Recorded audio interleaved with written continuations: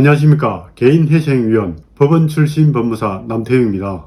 오늘은 최근 뉴스 보도에서 일가족 5명이 모두 사망한 비극적인 사례를 접하면서 이러한 상황에서 개인회생을 해야만 하는 이유에 대하여 알아보겠습니다. 이 사건의 배경에는 코로나19로 인한 경제적 어려움, 가족 간의 갈등, 정신적 고통이 있는 것으로 추정되며 생계와 직장이 위협받아 과도한 채무로 직업불능 상태에서 채권자들의 빚 독촉 등으로 힘든 생활을 하고 있었을 것으로 보입니다.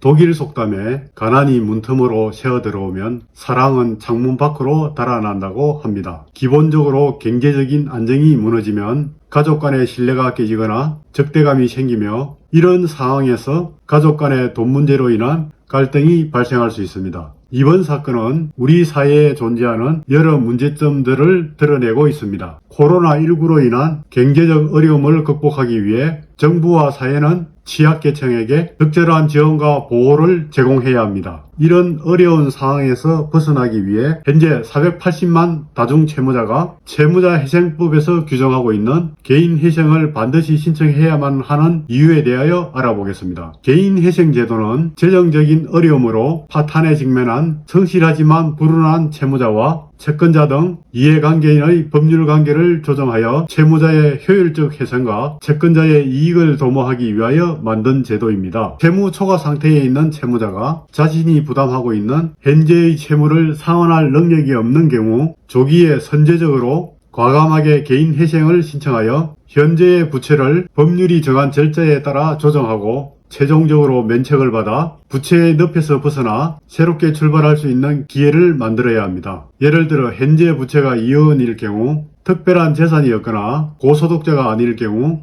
보통 일반인이 저축하여 2억 원의 채무를 변제하기는 어려울 것입니다. 결국 1금융권에서 2금융권으로 부채의 규모가 점점 늘어나 대부업체, 사채까지 가는 경우가 대부분입니다. 현명한 채무자라면 1금융권 상황에서 자신의 재산과 채무를 종합적으로 파악하여 채무 초과 상태에서 벗어나기가 어렵다고 판단할 경우에는 조기에 개인회생 제도를 이용하여 갱생의 길을 찾는 것이 현명할 것입니다. 대부분의 사람들은 일시적으로 연체에서 벗어나기 위해 1금융권에서 2금융권으로 돌려막기를 시도합니다. 최종적으로 대부업체, 사채까지 가는 과정에서 채권자들로부터 추심을 받는 등 힘든 생활을 하다가 이 사건과 같이 극단적인 선택을 하는 경우도 종종 있습니다. 따라서 대부나 사채까지 가는 어렵고 힘든 과정을 거치지 마시고 그 이전에 자신의 재산과 소득, 채무 등을 종합적으로 고려하여 전문가와 상담을 통하여 채무자회생법에서 규정하고 있는 개인회생 제도를 선제적으로 이용하여 부채의 늪에서 벗어나 갱생의 길을 찾으시기 바랍니다. 개인회생의 가장 큰 장점은 법원의 변제 계획 인가 결정에 따라 원금 및 이자가 크게 탕감된다는 것입니다. 월 소득에서 최저 생계비를 제외한 금액, 즉 가용소득을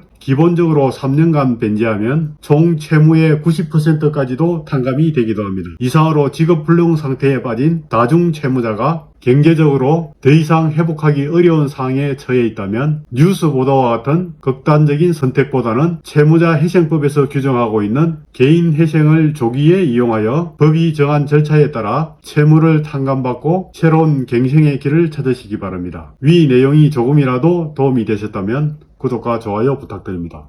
감사합니다.